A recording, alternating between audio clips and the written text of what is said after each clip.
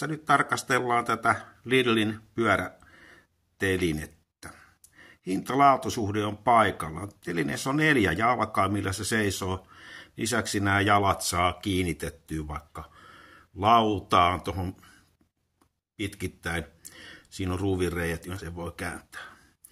Tämä on tarpeeksi painava, eli se tekee sitten tukevan. Myös on teline, mihin saa työkalut. Tämähän puuttuu monesta. Siinä on pitkässä telineessä magneetti. Se on hyvä plus, koska aina pikkumutterit tahtoo kadota.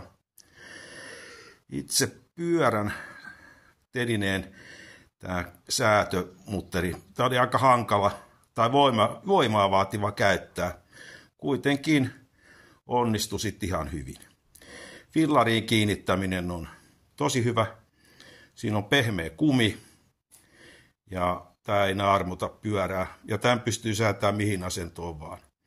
Nyt on vanha Kilimanjaro, niin tällä vinolla rungolla hyvin äkkiä löytyi keskipiste.